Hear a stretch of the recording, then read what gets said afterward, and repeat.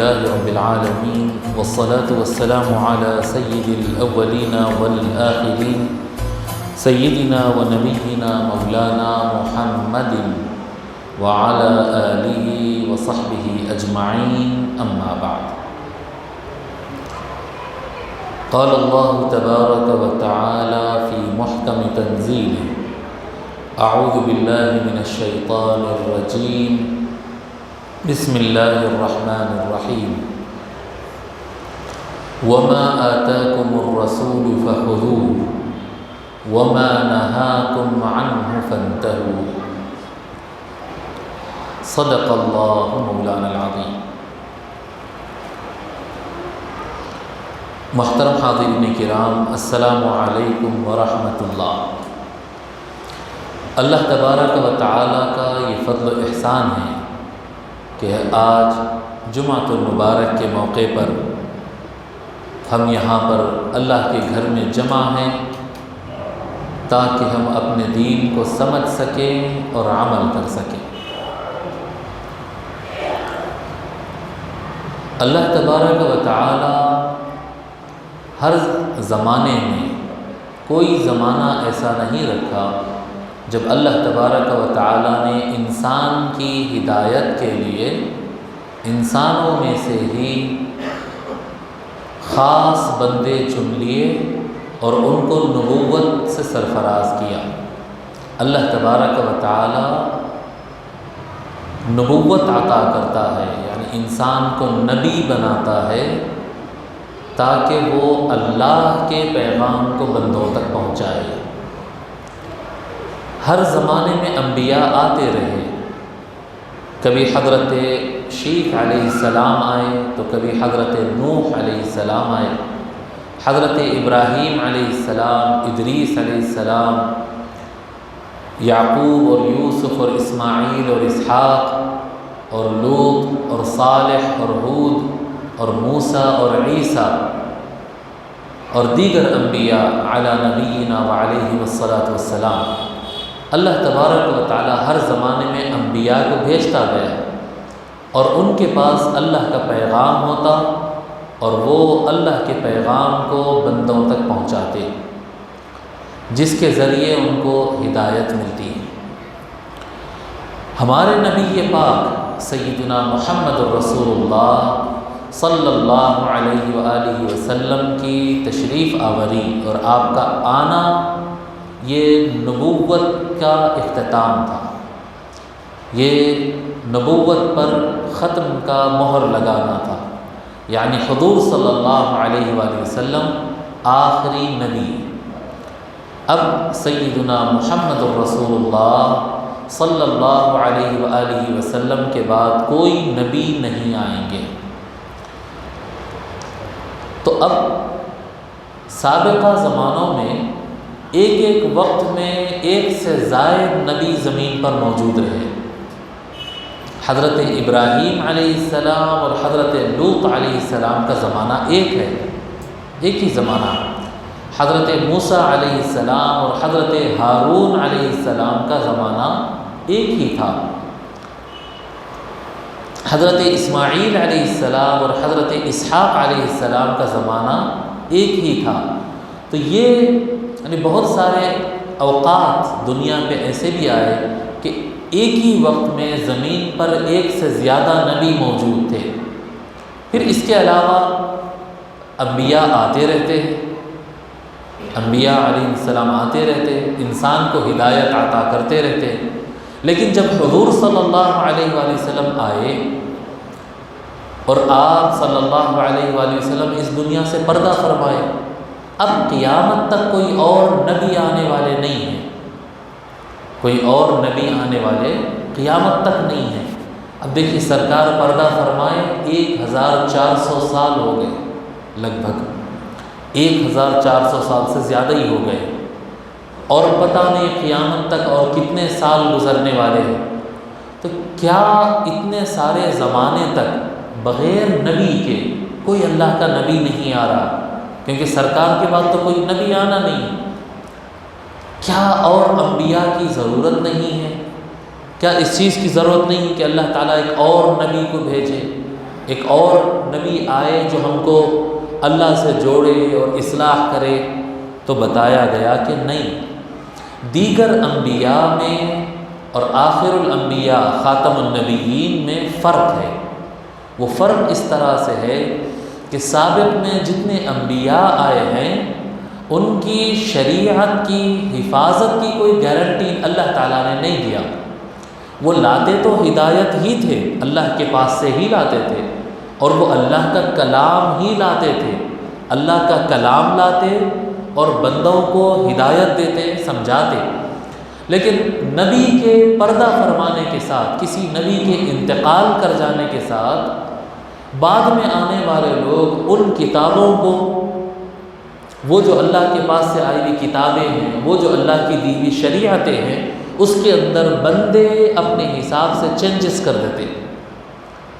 دیتے، کئی چیزیں چھپا دیتے، ہے سو چیز بتاتے نہیں، اور کئی چیزوں کو شروع میں جو ہے سمجھانے کے لیے لائن میں بریکٹس کا اضافہ کرتے، اس کے بعد اس کو اللہ کا ہی کلام ہے کہہ کر بتا دیتے، کئی چیزیں چھپا دیتے جو ہے وہ نہیں بتاتے، اور بہت ساری چیزیں جو کتاب میں نہیں ہیں، وہ تورات میں نہیں ہے، وہ انجیل میں نہیں ہے، وہ زبور میں نہیں ہے، وہ اللہ تعالیٰ نے نازل نہیں کیا، لیکن یہ لوگ اپنی طرف سے بنا کر اور یہ کہہ دیتے ہیں کہ دیکھو اللہ نے یہ فرمایا، اللہ نے یہ فرمایا، اللہ نے یہ فرمایا، اور اس کا نتیجہ یہ ہوتا کہ وہ جو اصل کتاب تھی، وہ جو اصل شریعت تھی، وہ جو اصل قانون تھا، لا تھا، جو اللہ کے رسول دے کر گئے تھے، وہ دنیا سے اوجھل ہو جاتا، گم جاتا۔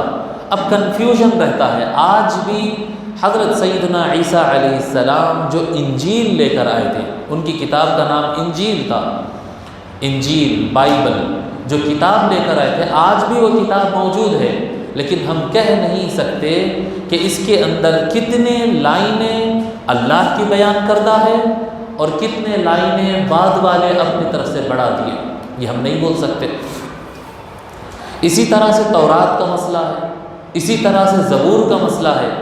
یہ کتابیں تو سامنے ہیں، لیکن بول نہیں سکتے کہ اس میں کون سی لائن اللہ کی ہے اور کون سی لائن بندوں کی ایڈ کردہ ہے۔ اب کیونکہ گارنٹی اللہ تبارک و تعالیٰ نے نہیں دیا تھا، تو بندے ضائع کرے، بڑا گناہ کرے، ان کو سزا ہوگی۔ لیکن جب ہمارے نبی اکرم صلی اللہ علیہ وآلہ وسلم تشریف لائے، تو اللہ تبارک و تعالیٰ، کیونکہ اور کوئی اب نبی آنے والے نہیں، سرکار کے بعد اب کوئی اور ہدایت دینے والے نہیں آنے والے ہیں، اس لیے اللہ تبارک و تعالیٰ حضور صلی اللہ علیہ وآلہ وسلم پر جو قرآن نازل کیا گیا، جو اللہ کا کلام نازل کیا گیا، اس کو سب سے زیادہ جامع بنایا اور اس کی حفاظت کی گارنٹی بنا دی۔ سب سے زیادہ جامع بنایا یہ کلام کو۔ جامع مطلب سب چیزیں ہیں اس کے اندر۔ سابقہ کتابوں میں سب چیزیں نہیں ہوتی تھیں۔ حضرت موسیٰ علیہ السلام کی کتاب ہو یا عیسیٰ علیہ السلام کی یا دیگر انبیاء کی کتابیں، ہر چیز نہیں ہوتی۔ کسی کی کتاب میں اخلاق سے متعلق مضمون ہوتا، کسی کی کتاب میں شریعت، قانون، حرام، حلال، کیا کر سکتے کیا نہیں کر سکتے، یہ مضمون ہوتا۔ لیکن قرآن کریم جب نازل کیا گیا تو پھر اس کے اندر اخلاقی تعلیم بھی ہے، روحانی تعلیم بھی ہے، اس کے اندر قانون بھی ہے، اس کے اندر سوشل اسٹڈیز بھی ہے، اس کے اندر ماڈرن سائنسز بھی ہے۔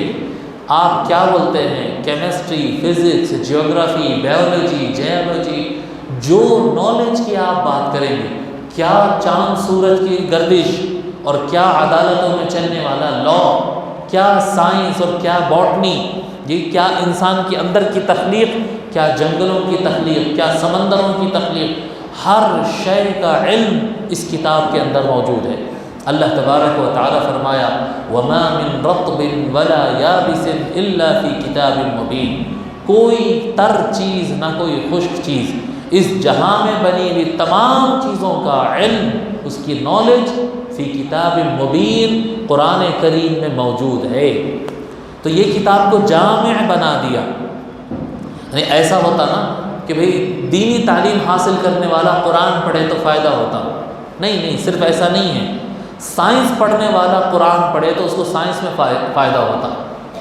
سوشل اسٹڈیز پڑھنے والا اگر قرآن پڑھے تو اس کو اس میں سوشل اسٹڈیز ملتے ہیں. اسی طرح سے اور آگے بڑھ کر ڈیفنس ہے، جنگ ہے، اس سے متعلق بھی اگر آپ قرآن پڑھیں گے تو قرآن میں اس کی نالج بھی ملتی. ہر چیز شیخ الاسلام علامہ طاہر القادری صاحب کی کتاب ہے قرآنی انسائکلوپیڈیا. اگرچہ کہ وہ قرآن کا احاطہ نہیں کرتے، وہ قرآن کا حصہ ہے، لیکن اس کے اندر 5000 ہیڈنگس ہے جی. ماں باپ سے متعلق، اولاد سے متعلق، سائنس سے متعلق، خرید و فروخت سے متعلق، قرضے سے متعلق، بینکنگ سسٹم سے متعلق، الیکشن سے متعلق، ووٹنگ سے متعلق، ہر چیز سے متعلق قرآن میں آیات ہے. بڑی کمال کی چیز ہے. ایک آیت 10 الگ الگ معانی بیان کرتی ہے. جو آدمی جو چیز تلاش کرتا ہے اس کو قرآن کے اندر وہ چیز ملتی ہے. تو قرآن نمبر 1، قرآن جامع ہے، سارے مضمون کو اپنے اندر لے لیتا ہے. دنیا کا کوئی مضمون ایسا نہیں ہے جو قرآن میں نہیں ہے، ہر مضمون ہے. نمبر 1. نمبر 2، اللہ تبارک و تعالی فرمایا انا نحن نزلنا الذکر وانا لہ لحافظون. بے شک اس قرآن کو ہم نے ہی نازل کیا ہے اور ہم ہی اس کی حفاظت کریں گے. یہ گارنٹی ہے. یہ گارنٹی پچھلی کتابوں کو اللہ تعالیٰ نہیں دیا تھا، یہ صرف قرآن کو دیا. انا نحن نزلنا الذکر وانا لہ لحافظون. اچھا، دنیا بھر میں بہت سارے لوگ کتابیں کہتے ہیں اور کہتے ہیں کہ یہ پیدا کرنے والے کی کتاب ہے. آپ یہاں کا پرنٹ لو الگ رہتی، یورپ میں جا کے ایک پرنٹ خریدو الگ رہتی. اولڈ ٹیسٹمنٹ الگ رہتا، نیو ٹیسٹمنٹ الگ رہتا. ایک ہی بائبل ہے، کتاب بائبل ہے. اولڈ ٹیسٹمنٹ کہتے ہیں وہ کتاب الگ، نیو ٹیسٹمنٹ کہیں گے وہ کتاب الگ. سمجھ رہے ہیں آپ؟ ہندوستان میں آپ کئی کتابیں آپ کو ملیں گے جو خدا کے نام سے، پیدا کرنے والے کے نام سے ہے. وہی کتاب، اسی نام سے کتاب آپ خریدو. دلی میں خریدو میٹر الگ، تمل ناڈو میں خریدو میٹر الگ، کرناٹک میں جا کے خریدو میٹر الگ. ہر جگہ الگ الگ ہر کتاب. لیکن قرآن کریم کی جب بات کریں گے، آپ جاپان سے لے کے امریکہ تک اور افریقہ سے لے کر رشیا تک دنیا کے کسی کونے میں جا کر آپ بولو قرآن، بس ایک ہی کتاب ملے گی. کوئی رتی برابر، ایک زیر زبر کا فرق نہیں آتا. کتنے دشمن ہیں اسلام کے، کتنے لوگ نہیں کوشش کرے ہوں گے قرآن میں چینجز لانے، الگ الگ چھاپنے. نہیں، عرب آدمی لکھ رہا بھی تو وہی قرآن لکھ رہا، ہندوستانی لکھ رہا تو وہی قرآن لکھ رہا، انگریز لکھ رہا تو وہی قرآن لکھ رہا. چھاپنے والے الگ الگ کمپنیاں ہیں. مسلم کمپنیاں چھاپ رہے ہیں، کیا کہتے ہیں، غیر مسلم کمپنیاں چھاپ رہے ہیں. قرآن کریم چھاپ رہے ہیں سب، لیکن سب کا رزلٹ ایک ہی آ رہا ہے، کتاب ایک ہی ہے. یہ کیا بات ہے؟ یہاں پر حافظ صاحب تراویح میں قرآن پڑھ رہے ہیں، نماز میں قرآن پڑھ رہے ہیں. یہاں سے لے کر آپ کسی افریقہ کے چھوٹے گاؤں میں چلے جاؤ، زبان بالکل الگ، کلچر بالکل الگ، ایجوکیشن بالکل الگ، سب چینج ہے، لیکن قرآن سیم ہے. قرآن سیم ہے. عجیب بات ہے. وہی قاف کہتا ہے، وہی عین کہتا ہے جی. یعنی ایک ایک لیٹر پروناؤنس کرنے میں بھی ڈفرنس نہیں ہے. پروناؤنس کرنے میں آپ انگلش بولیے، یہاں پر کی انگلش الگ ہے، برٹش چلے جائیے وہاں کی انگلش الگ ہے. ہزاروں الفاظ ایسے ہیں جس کو پروناؤنس الگ الگ طریقے سے کرتے ہیں. انہوں الگ ڈھنگ سے بولتے ہیں، انہوں الگ ڈھنگ سے بولتے ہیں. سمجھ رہے ہیں؟ الگ الگ ڈھنگ سے بولتے ہیں. لیکن قرآن کا کوئی سنگل ایک لفظ بھی ایسا نہیں ہے کہ یہاں پر الگ بولتے ہیں اور دوسری جگہ الگ بولتے ہیں. ہر جگہ ایک ہی ہے. یعنی قرآن کی پورے قرآن کی حفاظت، قرآن کی 114 صورتوں کی حفاظت، 6000 سے زیادہ آیتوں کی حفاظت، لاکھوں الفاظ اور لاکھوں حرکات، زیر زبر پیش مد کھڑا زبر جی، کھڑا زبر ہے، کھڑا زیر ہے، اس میں بھی کوئی فرق نہیں ملتا. انا لہ لحافظون. دیکھ کے پڑھنے والا بھی وہی پڑھ رہا ہے، زبانی پڑھنے والا بھی وہی پڑھ رہا ہے.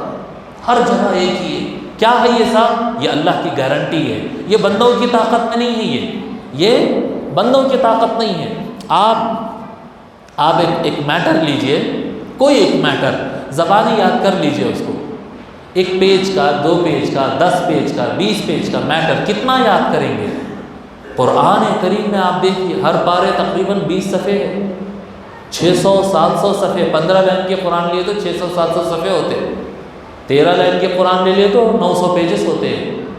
حافظ صاحب یاد کر لیے، بڑی عمر کے حافظ صاحب یاد کر لیے، 10-12 سال کے بچے یاد کر لے رہے جی، اور وہ 10 سال 12 سال کا بچے کا جو یاد ہے اور جو 50 سال کے آدمی کا یاد ہے سیم، مرد یاد کر رہا سیم، عورت یاد کر رہی سیم، کیسا یاد کرتے بھی 600 پیجز؟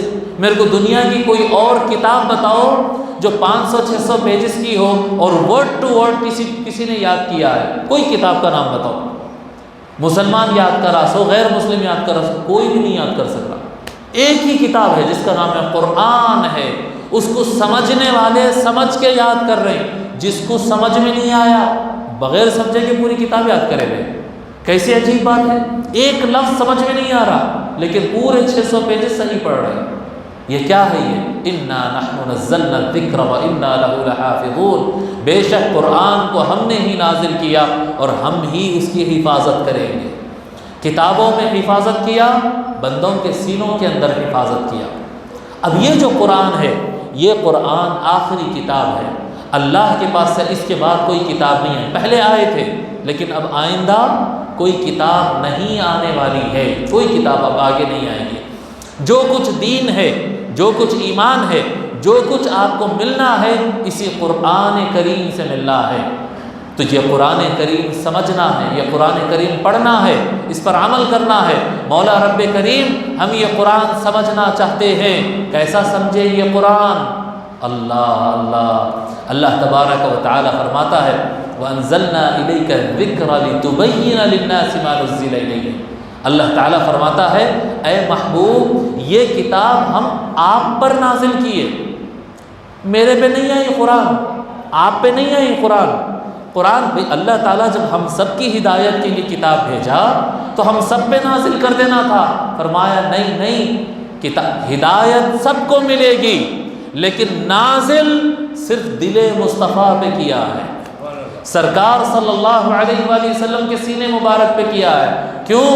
فرمایا وَأَنزَلْنَا إِلَيْكَ الذِّكْرَ، اے محبوب ہم نے قرآن کو آپ پر نازل کیا لِتُبَيِّنَ لِلنَّاسِ مَا نُزِّلَ إِلَيْهِمْ، تاکہ سارے لوگوں کو آپ سمجھا سکو کہ کیا نازل ہوا ہے، قرآن میں کیا ہے، قرآن کو کیسا سمجھنا ہے، قرآن پر کیسا عمل کرنا ہے۔ یہ صرف اور صرف سیدنا محمد الرسول اللہ صلی اللہ علیہ وآلہ وسلم سمجھا سکتے ہیں۔ بس اگر کوئی شخص یہ سمجھتا ہے کہ میں سرکار کو چھوڑ کر ڈائریکٹ قرآن سمجھ لوں گا، ہرگز نہیں ہو سکتا۔ اگر کوئی بندہ ڈائریکٹ قرآن سمجھ سکتا سرکار کو چھوڑ کر تو اللہ تعالیٰ ڈائریکٹ اس پر قرآن نازل کرتا، مگر اللہ نازل نہیں کیا جی۔ اللہ تعالیٰ کے لیے مشکل تھا کیا 2-4 کروڑ کاپیز نازل کر دینا؟ اللہ کے لیے مشکل تھا کیا؟ فرشتوں کو آرڈر دیتا، فرشتے زیادہ ہیں نا انسانوں سے، جتنے انسان ہیں اس سے زیادہ تو فرشتے ہیں۔ اللہ تعالیٰ کہہ دیتا سارے فرشتے، ہر فرشتہ ایک آدمی کو قرآن پہنچا کے آ جاؤ، کوئی مشکل تھی؟ اللہ کو کوئی پرابلم تھا؟ معاذ اللہ، ان اللہ علی کل شیء قدیر، اللہ تعالیٰ یہ کر سکتا تھا لیکن اللہ تعالیٰ نے ایسا نہیں کیا، ایسا اللہ تبارک و تعالیٰ نے نہیں کیا، بلکہ اس کو نازل کیا صرف سینہ مصطفیٰ پر، صرف دل مصطفیٰ پر، اور بندوں کو حکم دیا ہے کہ اب ایک تو محبوب کو حکم دے دیا کہ نبی آپ سمجھائیں گے لوگ کو، اور سارے لوگ سے فرما دیا اللہ تبارک و تعالیٰ جس کو میرا کلام سمجھنا ہے، جس کو میری قرآن سمجھنا ہے، اس کو در مصطفیٰ پر جانا ہوگا، اس کو خیرات مصطفیٰ لینا ہوگا کہ میرا محبوب ہی زمانے کا ٹیچر ہوگا، میرا محبوب ہی زمانے کا معلم ہوگا، اور پوری کائنات اسٹوڈنٹ شاگرد بن کر بیٹھے گی، سب کے سب شاگرد بنیں گے، سب کے سب کیا کہتے ہیں غلام بنیں گے، سب کے سب در مصطفیٰ کے سوالی بنیں گے، اور آقا صلی اللہ علیہ وآلہ وسلم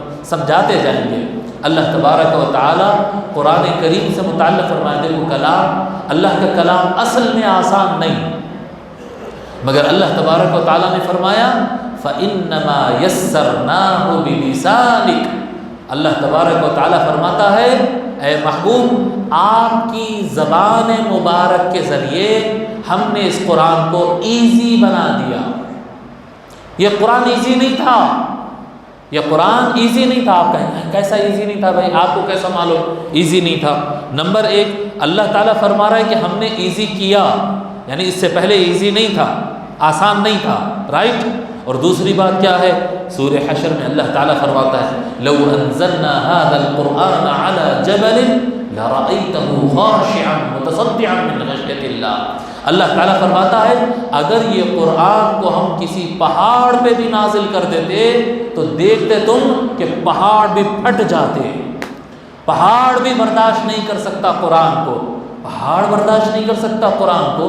دیوڑی کی مسجد میں تو ہم دیکھ رہے ہیں 11-12 سال کے بچے قرآن یاد کر لے رہے ہیں، آپ بول رہے ہیں پہاڑ برداشت نہیں کر سکتا ہے۔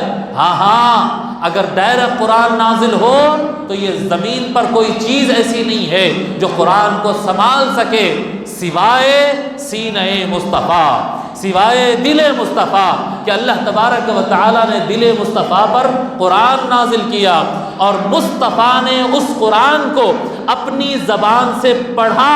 جو زبان مصطفیٰ پر قرآن آیا پھر بندوں کے لیے آسان ہو گیا، پھر بندوں کے لیے فَإِنَّمَا يَسَّرْنَاهُ بِلِسَانِكَ۔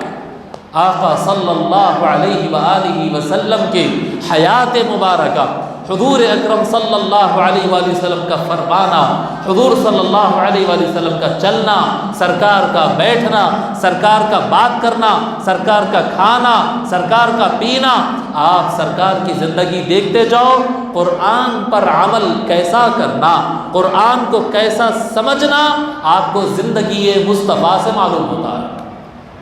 اللہ تبارک و تعالیٰ ارشاد فرمایا لقد كان لكم في رسول الله اسوة حسنہ۔ جی اللہ کے رسول، اللہ تبارک و تعالیٰ فرماتا ہے لوگوں دیکھو، اگر اپنی لائف دیکھو، قرآن کیوں آیا ہے؟ انسان کی زندگی کو بہتر بنانے کے لیے، انسان کی زندگی کو اچھی بنانے کے لیے قرآن آیا ہے۔ اگر تم چاہتے ہو اچھی لائف، اگر تم چاہتے ہو اچھا کردار، اچھی ڈھنگ سے زندگی گزارنا ہے تو اپنی زندگی میں اپنا آئیڈیل رسول اللہ کو بنا لو صلی اللہ علیہ وآلہ وسلم۔ آقا صلی اللہ علیہ وآلہ وسلم کو اپنا آئیڈیل بناؤ۔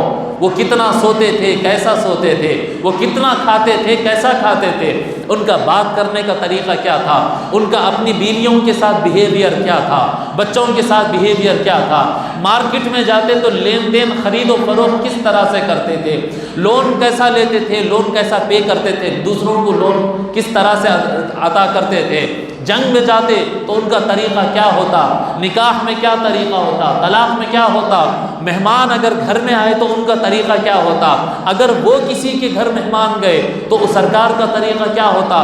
یہ چیزیں دیکھتے چلے جاؤ، آقا صلی اللہ علیہ وآلہ وسلم کی زندگی کو دیکھتے چلے جاؤ، تم سرکار کی زندگی پڑھو گے، سرکار کی زندگی دیکھو گے، اس کو تم کیا کہتے ہیں اپنی زندگی میں اس کو شامل کرنے کی کوشش کرو گے، تم بھی سرکار کی نقل کرنے کی کوشش کرو گے۔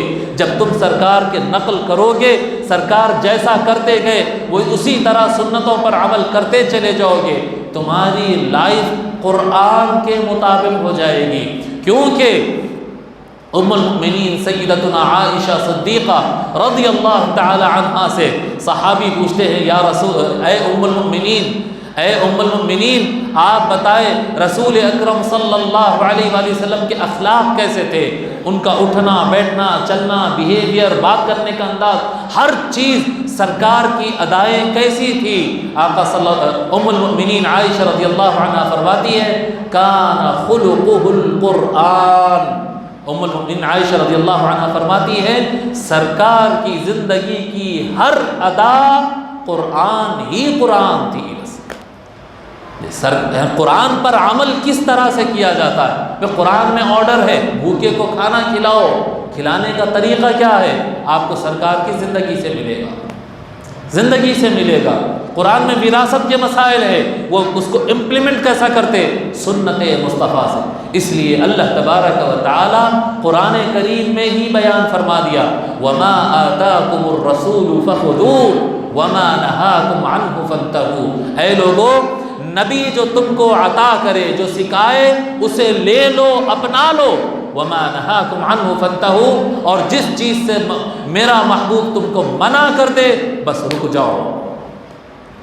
خود حضور اکرم صلی اللہ علیہ وآلہ وسلم فرماتے، اذا امرتکم بشیء فأتوا منہ ما استطعتم، میں تم کو اگر کوئی چیز کا آرڈر دوں، کوئی چیز تم کو سکھاؤں، تو جتنا تم اس پر عمل کر سکتے ہو عمل کرتے چلے جاؤ، جتنا تم عمل کر سکتے ہو عمل کرتے چلے جاؤ۔ وَإِذَا نَهَيْتُكُمْ عَنْ شَيْءٍ فَانْتَهُوا، اور اگر کسی چیز سے میں تم کو منع کروں تو بس رک جاؤ، خلاص میں نے جو بتا دیا کہ یہ نہیں کرنا ہے تو نہیں کرنا ہے، میں نے بتا دیا یہ کرنا ہے تو جتنا اس پر عمل کر سکتے ہو عمل کرتے چلے جاؤ۔ رسول اکرم صلی اللہ علیہ وآلہ وسلم کی زندگی مبارک کو، رسول اکرم صلی اللہ علیہ وآلہ وسلم کی حدیث مبارک کو، حضور صلی اللہ علیہ وآلہ وسلم کو چھوڑ کر کوئی بندہ قرآن نہیں سمجھ سکتا، اللہ کا کلام سمجھ میں نہیں آئے گا، اور جس کو اللہ کا کلام صحیح سمجھ میں نہیں آئے گا وہ یقیناً گمراہ ہو جائے گا۔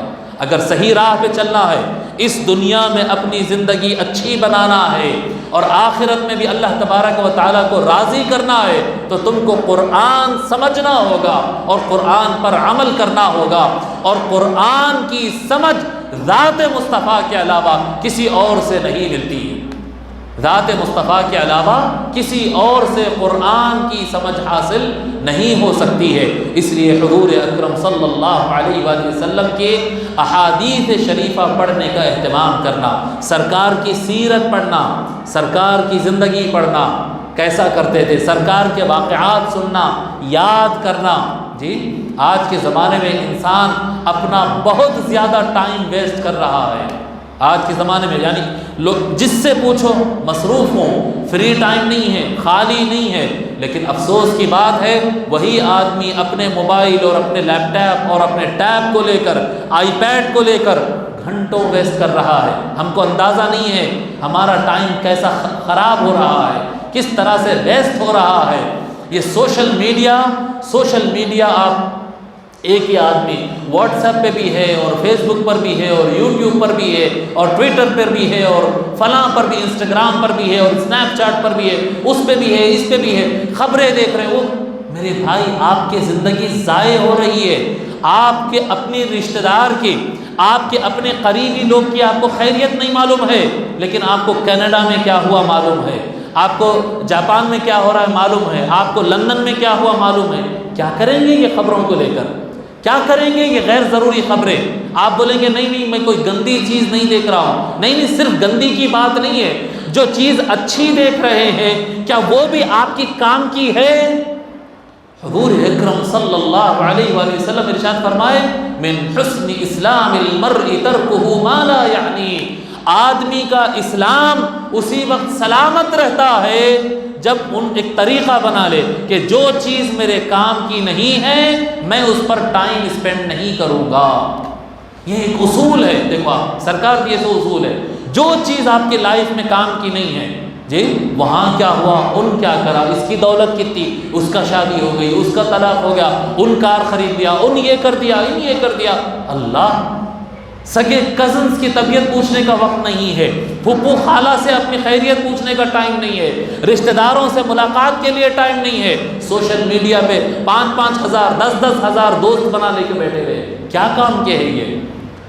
آپ کا ہمارا ٹائم ضائع ہو رہا ہے اور ہم سمجھ رہے ہیں کہ ہم کو قرآن پڑھنے اور حدیث شریف پڑھنے کا ٹائم ہمارے پاس نہیں ہے۔ نہیں میرے محترم بزرگوں اور دوستو، جی یہ غلط فہمی ذہنوں سے نکال دو۔ جی جو حضرات پڑھنا چاہتے ہیں، کتاب پڑھنے کا ارادہ رکھتے ہیں، میں آپ کو بتاؤں جو حضرات پڑھنے کا ارادہ رکھتے وہ ایم پی اور منسٹر بن کر، وہ کنگ بن کر، وہ تنظیموں کے صدر بن کر، بڑے بڑے پارٹیوں کے لیڈرز بننے کے باوجود بھی وہ پڑھ رہے ہیں، اور ہمارے پاس کا ایک بچہ جس کی جاب بھی برابر نہیں ہے وہ کہہ رہا ہے کہ ٹائم نہیں ہے۔ نہیں ٹائم بہت ہے، ہم ضائع کر رہے ہیں۔ ہم اپنا وقت ضائع کر رہے ہیں، اور اس کا نتیجہ یہ ہو رہا ہے کہ ہمارے دل اور دماغ کے اندر یہ دنیا کے لوگ، یہ عیاش لوگ، یہ بے حیا لوگ، یہ بیکار لوگ کے اتنی خبریں دل و دماغ میں بس جا رہی ہے کہ اب ہم کو حدیث یاد نہیں رہتی، اب ہم کو قرآن کی آیت یاد نہیں رہتی، پڑھنے ٹائم بچتا نہیں، اور اگر پڑھ بھی لیے تب بھی یاد رکھنے بہت مشکل ہوتی ہے، یاد کچھ نہیں رہتا ہے، یاد کچھ نہیں رہتا ہے۔ کیوں یاد نہیں رہتا ہے؟ کیونکہ ٹنڈولکر نے کتنے سکور بنایا یاد ہے، کرکٹر نے کتنا سکور بنایا یاد ہے۔ آپ غور کرو کہ میں اپنے دل اور دماغ کے اندر کتنی کچرا نیوز بھری ہوئی ہے، یہ معلوم وہ معلوم وہ معلوم، کام کا کچھ نہیں ہے۔ چھوڑو ان چیزوں کو، کم کرو ان چیزوں کو، سوشل میڈیا پر اپنا ٹائم کم کرو، بچاؤ اپنے ٹائم کو، وقت مقرر کرو کہ میں قرآن لازمی طور پر پڑھوں گا، میں حدیث شریف لازمی طور پر پڑھوں گا، میں کھا رہا ہوں تو مجھے کھانے کی حدیث معلوم رہنا چاہیے کہ کھاتے وقت سرکار کیسا کھاتے تھے، میں روزانہ چل رہا ہوں سرکار کیسا چلتے تھے میرے کو معلوم ہونا چاہیے، میں راستے سے گزر رہا ہوں تو راستہ گزرنے کے آداب سرکار نے کیا بتائے ہیں یہ مجھے معلوم ہونا چاہیے۔ سرکار روڈ کے آداب بتائے، سرکار بیٹھنے کے آداب بتائے، سرکار رشتہ داروں کے آداب بتائے، سرکار سونے کے آداب بتائے۔ ہم روز سو رہے ہیں، روز راستوں سے گزر رہے ہیں، روز کھا رہے ہیں، روز سب کچھ کر رہے ہیں، لیکن سرکار کیسا کرتے تھے نہیں معلوم۔ ہم صرف ایک غلط فہمی میں ہے کہ ہم یہ سمجھتے ہیں کہ ہم ٹوپی ووپی پہن کے اگر داڑھی چھوڑ لیے تو ہم نیک بن گئے ہیں۔ نہیں، نیک ایسا نہیں بنا جاتا ہے۔ آپ اپنی زندگی میں جو کام کر رہے ہیں اس کا ریفرنس آپ کو قرآن اور حدیث میں ملنا چاہیے، آپ کو معلوم ہونا چاہیے کہ میں یہ ایسا کر رہا ہوں کیونکہ سرکار ایسا کرتے تھے، کیونکہ حدیث میں اس طرح سے آیا۔ حدیث، قرآن اور حدیث، یہ اگر آپ کی زندگی سے دور، آپ کہیں گے کہ نہیں مولاناؤں کا کام ہے، نہیں نہیں، قرآن اور حدیث پر کوئی مولاناؤں کا کاپی رائٹ نہیں ہے۔ قرآن صرف علماء اور حافظوں کے لیے نازل نہیں ہوا، حدیث صرف علماء کے لیے نازل نہیں ہوا۔ قرآن اور حدیث ہم میں سے ہر ایک انسان پر لازم ہے کہ وہ قرآن پڑھے، ہم میں سے ہر ایک فرد پر لازم ہے کہ سرکار کی سنت اور سرکار کی سیرت پڑھے، سرکار کی زندگی سے واقف رہے۔ ہر میں سے ہر آدمی اس پر ٹائم نکالے، اس پہ ٹائم نکالے، اور جو آدمی قرآن پڑھتا ہے آپ یاد رکھو اس کی ترقی کو کوئی انسان نہیں روک سکتا۔ جو قرآن سمجھتے ہوئے پڑھنے کی کوشش کرتا، میں سمجھنے کی بات کر رہا ہوں، بغیر سمجھے پڑھنے کی بات نہیں کر رہا ہوں، جو آدمی قرآن کا ٹرانسلیشن پڑھتا ہے، قرآن کی تفسیر پڑھتا ہے، ہر زبان میں، اردو آتی اردو میں ہے، انگلش آتی انگلش میں ہے، تیلگو آتی تیلگو میں ہے، بہانہ نہیں بنا سکتے، ہر زبان میں اویلیبل ہے قرآن کے۔ جو عالم سے آپ کا دل مطمئن ہے آپ پڑھتے چلے جاؤ۔ جو آدمی قرآن کے میننگ سمجھتے رہتا ہے اس کی زندگی میں ترقی کبھی نہیں رکتی، ہمیشہ اوپر جاتے رہتا ہے، اور جو آدمی حدیث شریف پڑھتا ہے ان زندگی میں خوش رہتا ہے۔ یہ پکی بات ہے۔ نضر اللہ عبدا سمع منا مقالتنا سمع مقالتی ووعاها واداها وبلغها او كما قال علیہ الصلوۃ والسلام۔ سرکار فرماتے ہیں جو آدمی ہماری بات سنے، اس کو سمجھے، اس پر عمل کرنے کی کوشش کرے اور وہ میری بات کو دوسروں تک پہنچا دے، ایسے آدمی کو اللہ تعالی ہمیشہ خوش و خرم رکھے۔ سرکار کی دعا ہے۔ جو لوگ حدیث شریف پڑھتے ہیں نا ہمیشہ خوش رہتے، ہمیشہ خوش رہتے۔ بہرحال احادیث شریفہ سے متعلق انشاءاللہ تعالی مزید باتیں میں بتاؤں گا آئندہ خطابات میں۔ صرف فی الوقت اتنا آپ کے لیے اعلان ہے کہ انشاءاللہ تعالی آج نماز مغرب کے ساتھ، یہاں سے درگاہ شریف ہے نا، حضرت سید نور الدین قمیصی رحمۃ اللہ علیہ، یہاں پیچھے درگاہ کی مسجد ہے، اس کے سامنے جو درگاہ شریف ہے، درگاہ کے ہال میں انشاءاللہ تعالی آج ہم ایک حدیث ہے جو حضور صلی اللہ علیہ وآلہ وسلم کے ہاتھ مبارک سے متعلق ہے۔ سرکار کے ہاتھ مبارک کی برکت کیسی تھی اور سرکار کے مصافحہ سے، ہاتھ شیک ہینڈ کرنے سے کیسی برکت ہے، یہ حدیث شریف ہے اور سرکار کے دست مبارک کی برکت ہے۔ انشاءاللہ تعالی اس عنوان سے ایک حدیث شریف آج میں پڑھانے والا ہوں نماز مغرب کے بعد۔ آپ تمام حضرات کو دعوت دیتا ہوں، آپ حضرات ضرور آئیے۔ آج ہی نماز مغرب کے بعد سے 1 گھنٹہ 2 گھنٹے کی محفل ہے، زیادہ لمبی، رات کے 12 بجنے والے نہیں ہیں۔